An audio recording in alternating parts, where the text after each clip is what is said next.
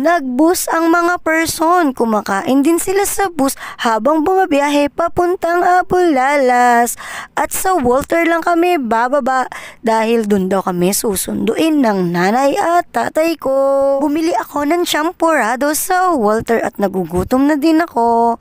Ito ay kinabukasan na dahil may pupuntahan ang mga person na swimming. Bago kami lumabas ng bahay ay naglagay muna ng sunblock ang mga person dahil sobrang init nitong araw na ito. Medyo magulo lang yung ating videographer dito dahil hindi ako ang may hawak ng camera at ako ang nagpapahid ng sunblock kay Bunso.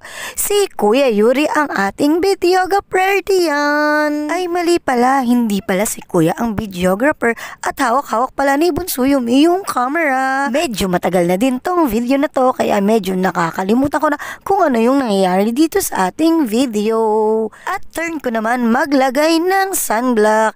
Inikot lang ni Bunso yung camera para itutok naman sa akin.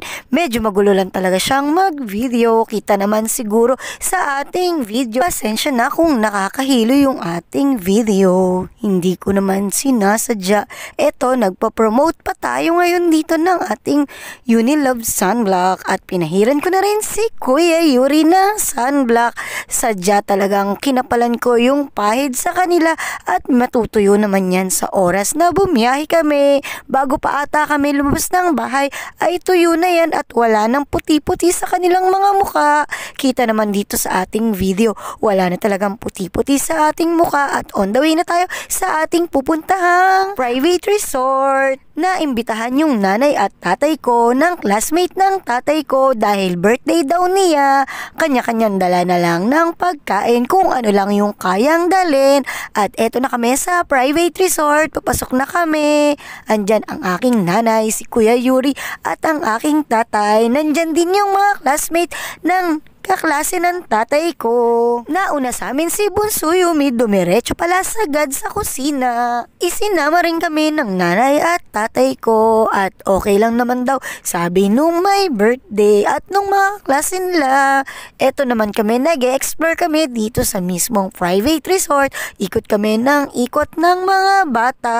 Etong time na to ay nag-video ko sa sarili ko habang pinipicture na naman ako sa kabilang side ni Kuya Yuri. Enjoy ko muna yung time na yan bago ako magbasa ng katawan. Inikot ko muna ng inikot yung mismong private resort.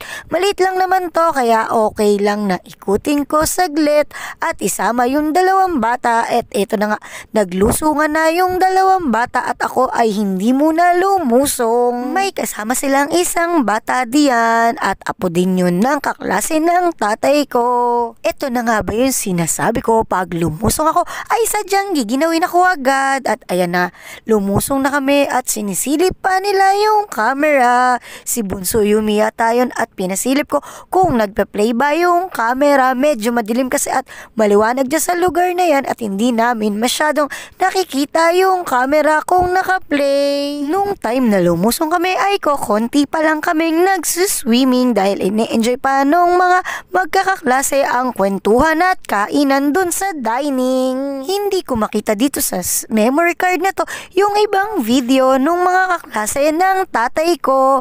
Kaya ito muna ang una kong in-edit kung ano yung video na meron ako. Hindi ko matandaan kung na-edit ko na yung dati na kasama yung mga kaklase ng tatay ko. Dahil madalang naman akong magbura ng video kaya hindi ko matandaan kung talagang na-edit ko na ba yung mga kaklase ng tatay ko. At ito lang yung natirang video dito sa memory card na ito. At eto na nga, kumakain niya ang ating Bunso Yumi dahil nagutom kakalangoy. Pati na rin kami ni Kuya Yuri ay kumain na din at nandito tayo sa dining area nila. May tabing ilog din pala dito at ito yung kabuuan ng swimming pool. Nandito yung dining area kasama yung klase ng tatay at nanay ko. Nandito naman yung sa garden area. Dito ay napakaraming swing. Pwedeng mag-enjoy yung mga bata at mga isip bata na kagaya ko. Kita nyo, kahit basa ako galing sa swimming pool, ay nag-swing-swing ako kahit ako'y nilalamig. In-enjoy ko muna yung mga swing bago ko tawagin dyan sila Kuya Yuri at Bunso Yumi. At ginawan ko na lang ng paraan yung pagtayo ng aking cellphone para makapag-video ako sa sarili ko. Dito ay tinawag ko na yung dalawang bata, kahit basang-basa sila ay pinag-swing-swing ko sila at kaming tatlo pa yung nag-swing dito sa malaking swing na parang upuan na medyo mahaba. Nagtataka talaga ako at hindi ko makita dito sa isang memory card na to yung mga video na kasama talaga yung mga klase ng tatay ko, at dalawa pala talaga yung dala kong cellphone nung nagbi-video ako dito. Pinag-swing o pinagduyan ko din yung dalawang bata na solo sila para naman may remembrance kami dito sa resort na ito. Talagang in-enjoy namin yung pagsiswing. After mag-swing, naligo ulit sila.